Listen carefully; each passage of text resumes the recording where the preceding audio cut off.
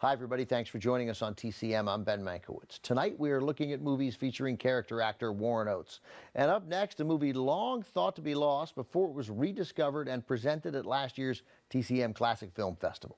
From Citation Films in 1960, Private Property.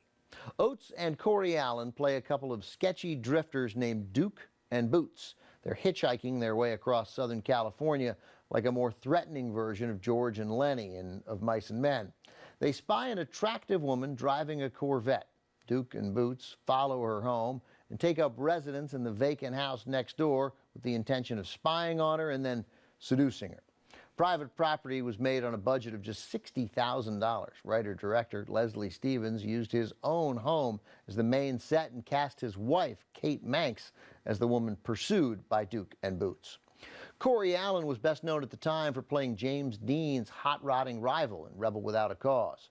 Because it dealt with themes involving voyeurism, seduction, and sexual assault, Private Property ran into significant trouble with censors. The film was condemned by the National Catholic Legion of Decency and denied a seal of approval by the Production Code Administration for the first time since The Man with the Golden Arm 5 years earlier in 1955. Within a few years, the standard of what could and couldn't be shown in movies would change significantly.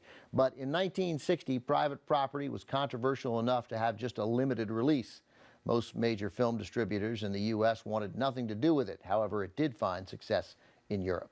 From 1960, with photography by Ted McCord and Conrad Hall, here's the TCM premiere of Private Property. Leslie Stevens, who wrote and directed Private Property, began his career working for Orson Welles at the Mercury Theater while he was a teenager. After a stint in the Air Force during World War II, Stevens returned to Broadway and wrote a hit play, The Marriage Go-Round, which was adapted into a 1960 film with Susan Hayward. In the early 1960s, Stevens went into television, creating the series Stony Burke, with Jack Lord in his pre-Hawaii Five-0 days as a rodeo rider and Warren Oates as Lord's sidekick. Jack Lord as a rodeo rider amuses me, especially thinking of him riding in a rodeo in the thick wool blue suits he inexplicably wore every day on Hawaii Five-0. I mean, it's Hawaii, man. Anyway, Stevens' next TV series was better known, The Outer Limits, a sci-fi anthology series. Stevens also worked on McCloud and the TV version of It Takes a Thief. He also directed one of the few movies with a script entirely in the Esperanto language, 1966's Incubus with William Shatner. Up next, Warren Oates plays a gangster who meets his maker outside a movie theater.